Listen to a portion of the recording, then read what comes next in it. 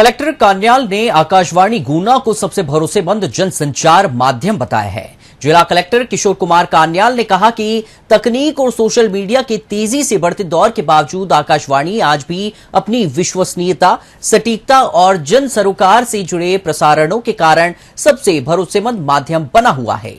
Jail road स्थित आकाशवाणी के निरीक्षण के दौरान कलेक्टर ने कहा कि आकाशवाणी केवल मनोरंजन का साधन नहीं है, बल्कि यह समाज को जागरूक करने, ग्रामीण क्षेत्रों तक महत्वपूर्ण सूचनाएं पहुंचाने और जनहितकारी संदेशों के प्रसार का प्रभावी मंच है। उन्होंने किसान वाणी, युवाओं के लिए विशेष कार्यक्रमों और विविध भारतीय प्रसारणों की सराहना की है।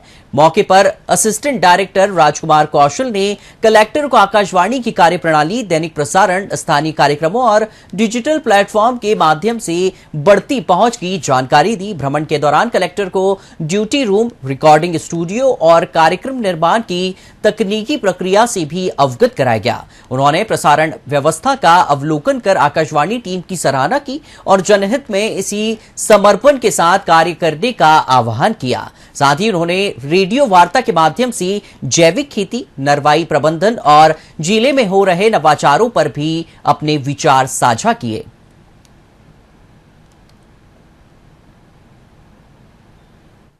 आपके सामने कुछ चीजें शेयर करना चाहता हूं।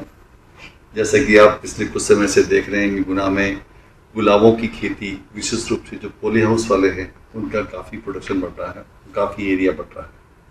अभी हमने 10 जून को भी एक बहुत बड़ी वर्कशॉप रखी थी, उसमें काफ़ी लोगों ने पार्टिसिपेट भी किया और जो डिफरेंट हमारे वेंडर्स थे, जिन लोगों को हमारे जो बैंकर्स हैं जो लोन देते हैं, वो भी उपस्थित थे।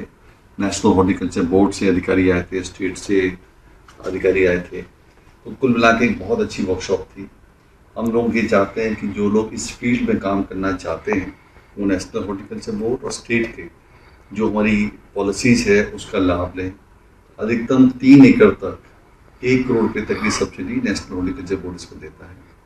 और जिस प्रकार से हमारा गुना का करंट में स्टेटस है, लगभग 50 एकड़ पर अभी खेती बाड़ी हो रही है पॉली हाउस गुलाबों की, और हमारा टारगेट है कि इस फाइनेंशियल ईयर में हम लोग लगभग 100 एकड़ इसका और भी इजाफा करेंगे। चूँकि जो लोग इस फील्ड में काम कर रहे हैं उनमें लगभग 15 लाख रुपए का नेट प्रॉफिट वो लोग एक साल में 1 एकड़ भूमि से कर रहे हैं। तो एक बहुत अच्छा बिजनेस है, बहुत अच्छा काम है।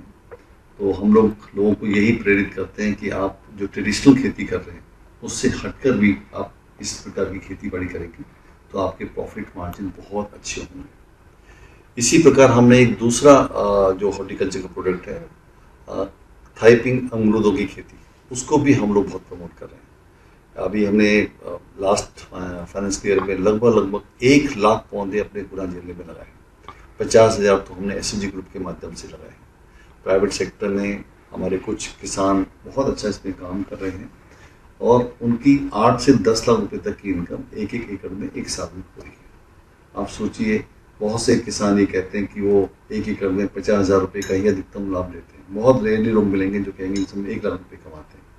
तो अब हमारे पास ऐसे एग्जाम्पल गुना जिले में उन्हीं के बीच में जो हमारे जागृत किसान हैं उनके द्वारा दिए गए हैं, तो उसका फ़ायदा उठा सकते हैं।